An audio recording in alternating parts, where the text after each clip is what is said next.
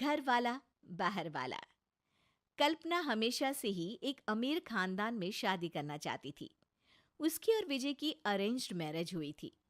विजय कल्पना के लिए वो सब करता है जो उसे पसंद है, चाहे वीकेंड्स पर महंगे रेस्टोरेंट में जाना हो या महंगे तोहफे लाना। पर कल्पना के लिए ये सब काफी नहीं था।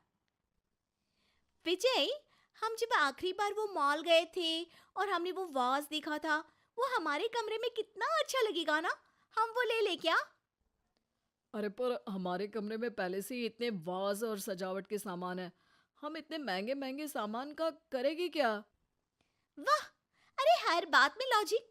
कभी मेरी इच्छाओं का भी ध्यान रखा किया करो।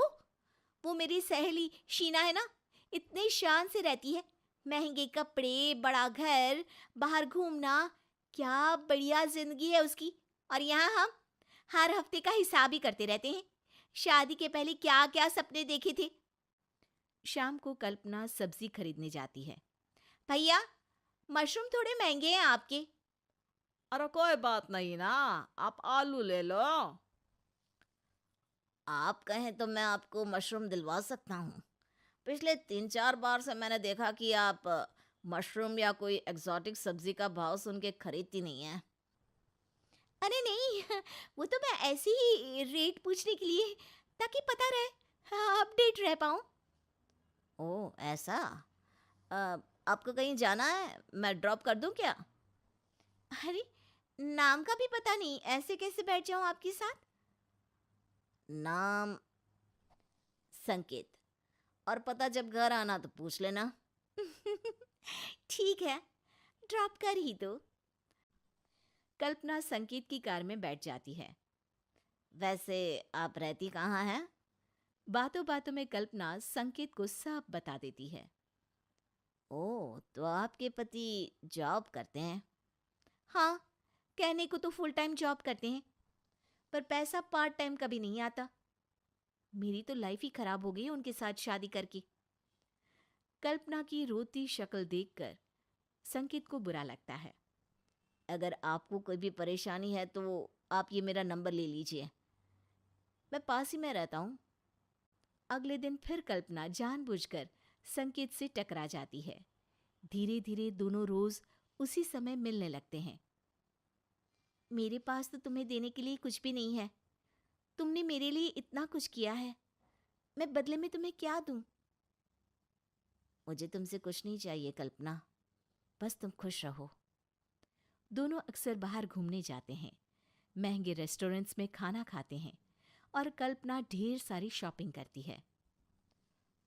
आजकल घर लौटने में तुम्हें बहुत देरी हो जाती है।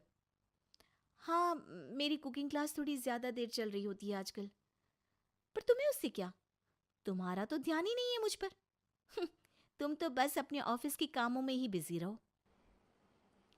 कल्पना संकेत से इसी तरह रोज ये कहकर मिलती है कि विजय उसे घर से बाहर निकलने की इजाजत नहीं देता।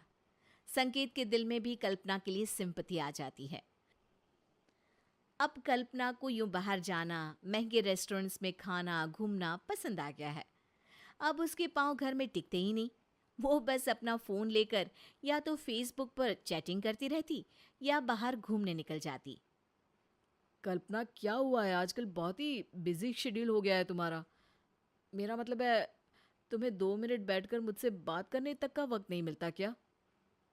अब मेरी एक सहेली का फ़ोन है, चलती हूँ मैं। कल्पना फ़ोन लेकर कमरे में चली जाती है।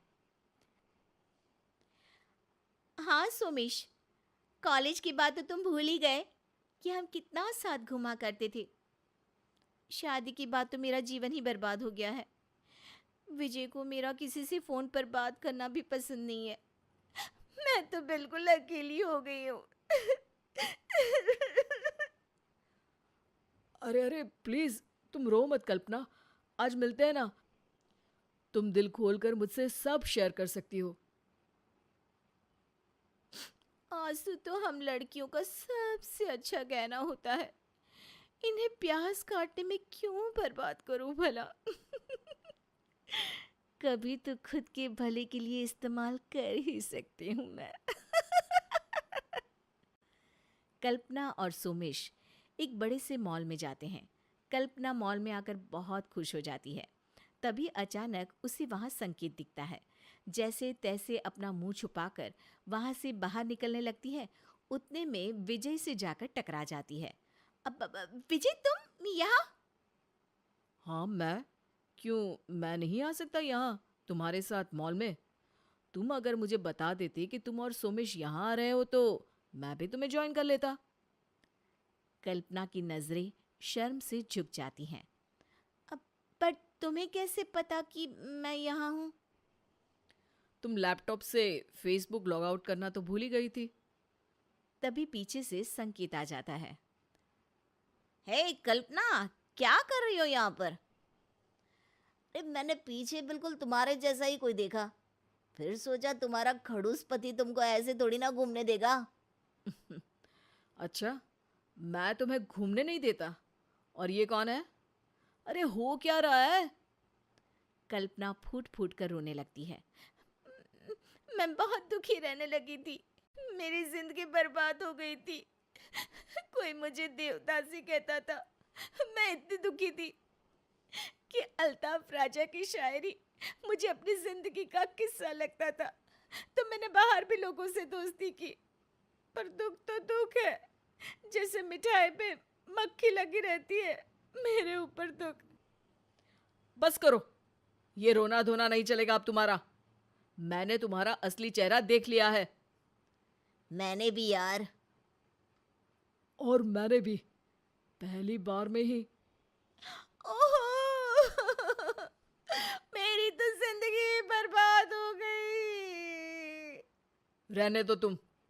रोना तो मुझे चाहिए कि मेरी जिंदगी में तुम आई। हाँ, रोना तो मुझे भी चाहिए कि तुम मेरी जिंदगी में आई। अरे रोना तो मुझे भी चाहिए कि तुम मेरी जिंदगी में।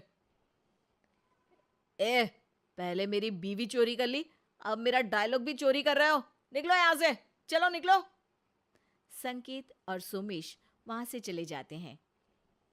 विजय कल्पना से थोड़ा दूर जाकर बैठ जाता है। कल्पना का रोना जारी है। तभी वहां एक नया लड़का आता है। हाय कल्पना, कैसी हो तुम? अरे रो क्यों रही हो? तुम्हारे निकम्मे कंजूस पति ने फिर से कुछ दिलवाने का मना तो नहीं कर दिया? अब ये कौन है? ऐसे और लोग हैं, ये तीसरा है, 7 है टोटल। मुझे जोड़ के? तुम्हारे साथ तो 8 है। अब साथ के साथ ही रहो, मुझे भूल जाना तुम। भाई साहब, आप कौन?